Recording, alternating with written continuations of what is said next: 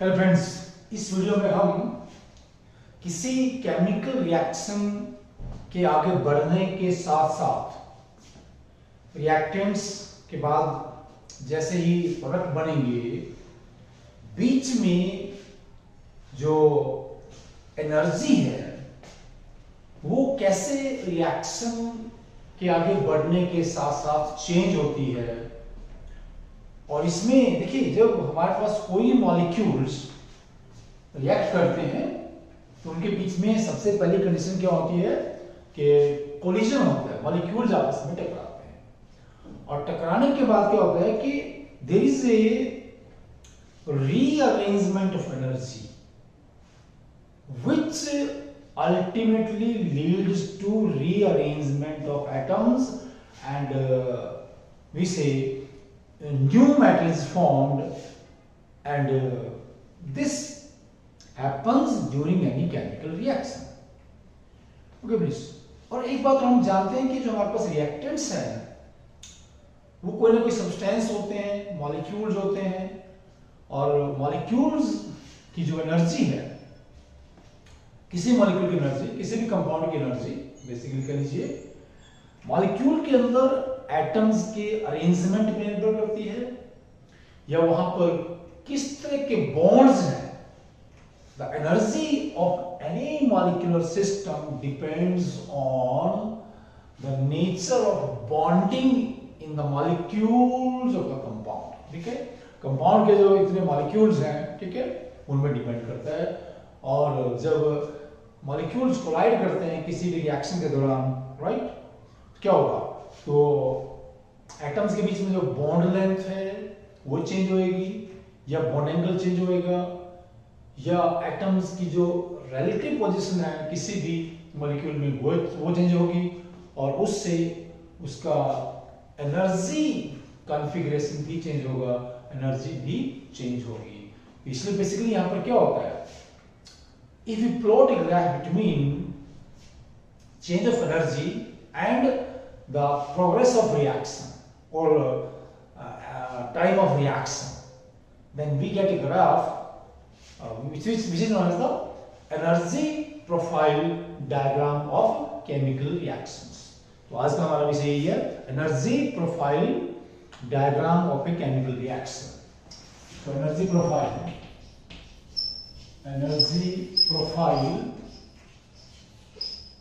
diagram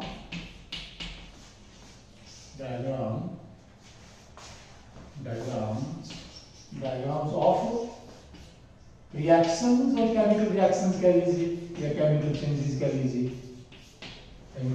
लीजिए, right. इसमें हम क्या इधर लेंगे, इसमें आपका ये नीचे क्या होता है, टाइम ऑफ रिएक्शन कह लीजिए, प्रोग्रेस ऑफ रिएक्शन कह लीजिए, या क्या हमारे पास ये रिएक्शन कोऑर्डिनेट कह लीजिए, यहाँ पर हमारे पास ये एनर्जी यहाँ पर होगी, राइट। अब कोई भी यहाँ पर जो ए पोजीशन है यहाँ पर, ठीक है, ये पोजीशन ए है इस डायग्राम में, इस पिक्चर में ये पोजीशन ए क्या दिखाती है, एवरेज एनर्जी ऑफ रिएक्टेंट्स। यहाँ पर ये एवरेज एनर्जी ऑफ रिएक्टेंट्स है। और हम जानते हैं कि रिएक्टेंट्स क्या है, कई बार एक सिंगल होता है, कई बार दो होते हैं, कई बार तीन भी होते हैं, राइट। वो रिएक्शन की नेचर पर डिपेंड करता है। फिर क्या होगा, ये मॉलिक्यूल्स हैं कोलाइड करते हैं, ठीक है। कोलाइड जब होंगे, मैंने कहा कि they have to attain another energy state and the highest energy state attained by reacting molecules during the process of reaction represents this activated state of the reactants। मतलब यहां पर रिएक्शन के दौरान मॉलिक्यूल्स की, रिएक्टेंट्स मॉलिक्यूल की जो highest energy state है, यहां से बोले यहां पर प्लीज ये वाली, यहां पर आएगा प्लीज ये यहां पर क्या है, तो इसको ये जो हाईएस्ट एनर्जी स्टेट है वो इसको क्रॉस करना पड़ता है, ठीक है। जो क्रॉस करना पड़ता है ये यहां पर क्या बनाना पड़ता है, लेट्स से एक्टिवेटेड कॉम्प्लेक्स और ट्रांजिशन स्टेट बोलते हैं इसको यहाँ पर।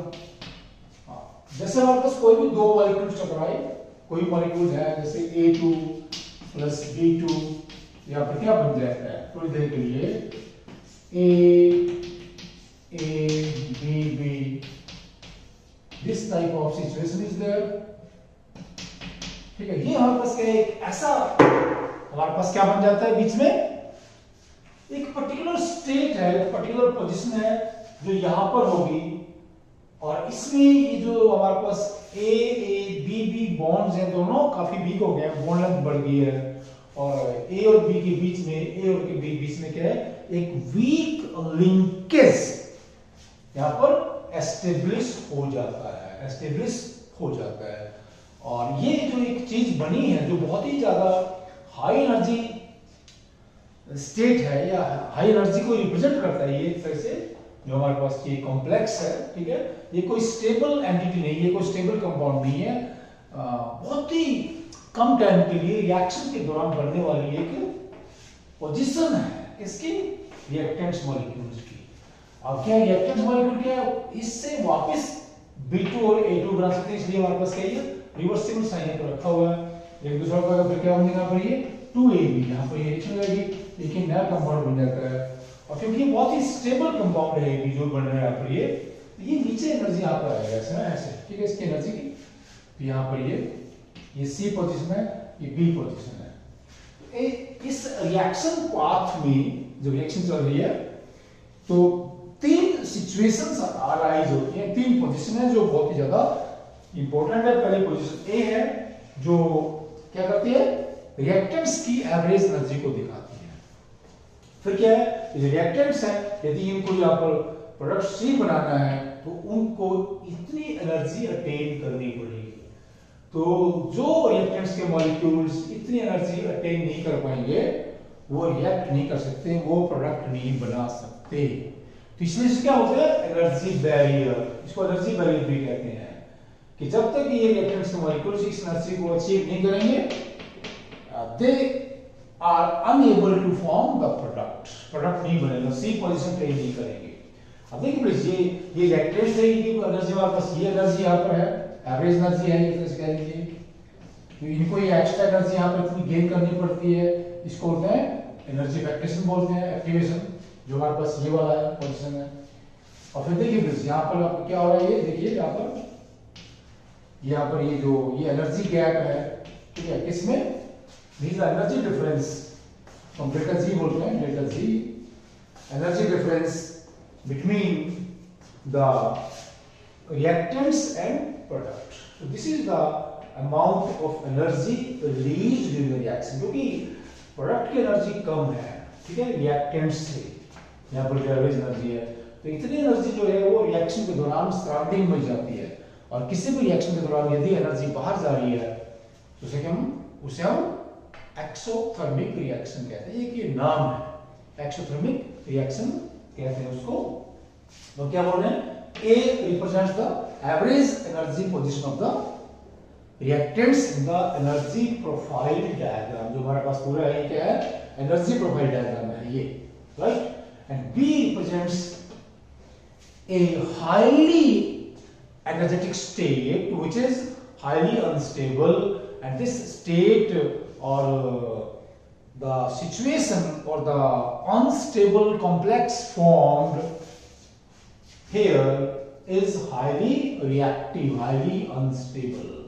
Immediately क्या है, तो ये वापस क्या बनाएगा, तो रिएक्टेंट्स बना देगा, ये प्रोडक्ट बना देगा, ठीक है। अब ये अगर ये प्रोडक्ट बैक नहीं जा रहे हैं तो किस एग्जांपल है, ये एक हमारे पास इरिवर्सिबल रिएक्शन का एग्जांपल है, तो उसमें हम क्या रिवर्सिबल में नहीं जाएंगे, तो ये किसका एग्जांपल है दूसरा, ये एक एक्सोथर्मिक रिएक्शन का एग्जांपल है, इतनी एनर्जी सिस्टम से बाहर चली गई, तो इतनी एनर्जी है वो जो प्रोडक्ट की क्या है वो रिएक्टेंट से लेस है।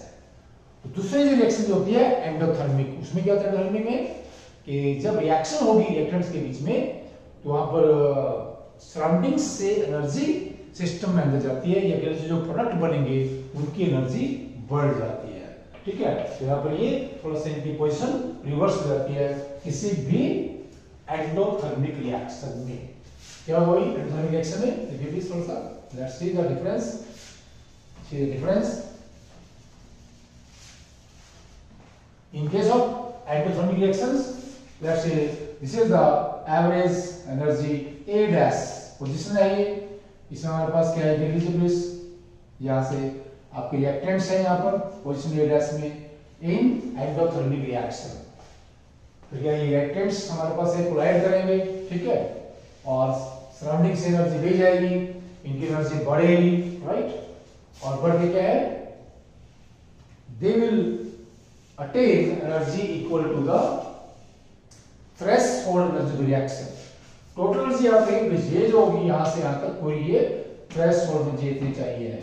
रिएक्टेंट्स के पास इतनी एनर्जी पहले से ही है, ये वाली एनर्जी पहले से ही है उनके पास, ये जो एनर्जी है, अगर उनको रिएक्ट करना है तो उनको ये जो इतनी एनर्जी है ये वाली, ठीक है, यहाँ पर ये वाली एनर्जी बोरो करनी पड़ेगी जो कि एक्टिवेशन एनर्जी कहलाती है। फिर क्या होगा वापस, तो यहाँ पर ये बन जाएगा पर पोजीशन सी यहाँ आ जाएगी, ये पोजीशन सी है यहाँ पर, राइट। यहाँ पर देख लीजिए प्लीज, ये देख लीजिए यहाँ पर, तो यहाँ पर जो रिएक्टेंट्स हैं, ठीक है, उनकी जो एवरेज एनर्जी है रिएक्टेंट्स की ये, और यहाँ से यहाँ तक है, ठीक है, ये जो ये जो एनर्जी है एवरेज एनर्जी प्रोडक्ट्स की, ये यहाँ से यहाँ तक ये रिएक्टेंट्स की एवरेज एनर्जी से ज्यादा है। कितनी ज्यादा है, डेल्टा जी, ये इतनी ज्यादा है, इतनी वाली एनर्जी ज्यादा है, ये सराउंडिंग से आती है, और जो प्रोडक्ट है इनकी एनर्जी रिएक्टेंट से ज्यादा हो जाती है। That is why the reaction are the endothermic reaction, जिनमें एनर्जी बाहर से आती है। So in this way the energy profile diagram of chemical reactions are highly useful in predicting the path of reaction, right, and then finding out the energy change, how the energy changes during the progress of a reaction. And this diagram is also helpful in explaining the energy difference between the reactant and the product, and in explaining the nature of endothermic and exothermic reactions. Okay, please. Thanks. Namaskar.